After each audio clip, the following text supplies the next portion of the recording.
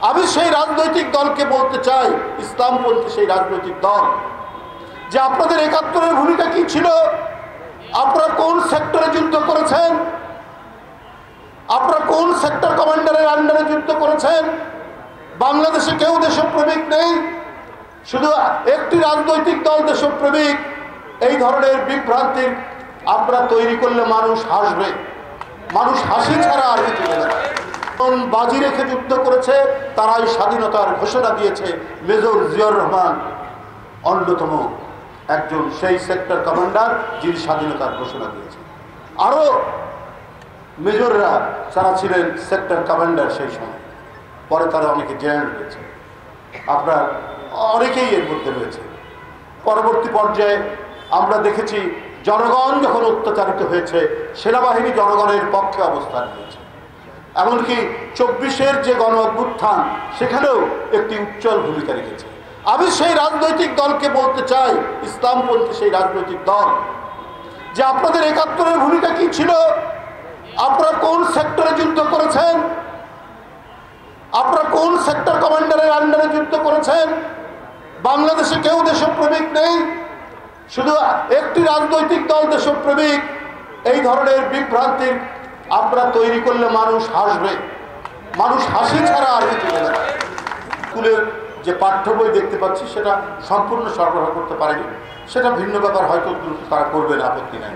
সেখানে ইতিহাসের বইগুলোতে আপনারা কিছু কাজ করেছেন, সেটাও আমরা ধন্যবাদ জানাই, যে প্রকৃত ইতিহাস তুলে ধরার চেষ্টা করছেন। কিন্তু আমার একটা বক্তব্য আছে, ওখানে এই জাতির বিনয়গণে যে সমস্ত জাতীয় নেতৃবৃন্দ, তাদের জন্য অধ্যায় করা হয়েছে ক্লাস 4-এ, ক্লাস 5-এ, 3-তে।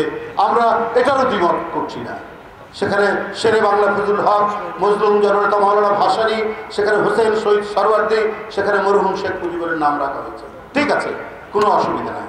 স্বাধীনতার ঘোষক শহীদ জিয়ার কথা বলা হয়েছে, কিন্তু মুক্তিযুদ্ধের যে স্বাধীনতার ঘোষণা থেকে মুক্তিযুদ্ধে, এখানে একটা অধ্যায় রাখা হলো না কেন? এখানে তো জিয়াউর রহমান তো শুধু মুক্তি মানে স্বাধীনতার ঘোষণা দিয়েই ক্ষান্ত হননি, সাথে সাথে পাকিস্তানিদের বিরুদ্ধে লড়াই করেছেন এবং পাকিস্তানি কর্নেল জানজুয়াকে হত্যা করে সেখানে একটি যুদ্ধ হয়েছে, সেই যুদ্ধের নেতৃত্ব দিয়েছে। তারও তো এর সাথে একটা ইতিহাস জড়িত আছে। তাহলে 3, 4, 5, 6, 7-এ এই বইয়ে মুক্তিযুদ্ধের একটা অধ্যায় থাকবে না কেন? আমি সেটার সাথে যারা প্রবাসী সরকার হয়েছিলেন তাজউদ্দিন আহমেদের নেতৃত্বে, সেটার সাথে সেটাও থাকতে পারে, কিন্তু মুক্তিযুদ্ধের তো একটা অধ্যায় থাকতে হবে। যতটুকু কাজ করেছেন ধন্যবাদ জানাই, কিন্তু অসম্পূর্ণ থাকবে কেন? মুক্তিযুদ্ধ তো একটা বড় ধরনের ঘটনা। শেখ মুজিবুর রহমান স্বাধিকারের আন্দোলন করেছেন, সেটি একটি স্বাধীনতার জন্য একটি মাঠ প্রস্তুত হয়েছে।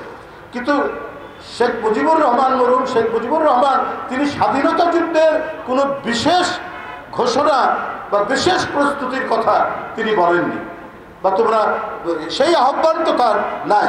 জোর করে যেটা বলেছেন, গায়ের শক্তি দিয়ে যেটা আওয়ামী লীগ বলেছে, শেখ হাসিনা বলেছে, সেটা ভিন্ন ব্যাপার। প্রকৃত ইতিহাস হচ্ছে এই যুদ্ধের ঘোষণা দিয়েছেন জিয়াউর রহমান, এবং যুদ্ধ শুরু হলো 9 মাস।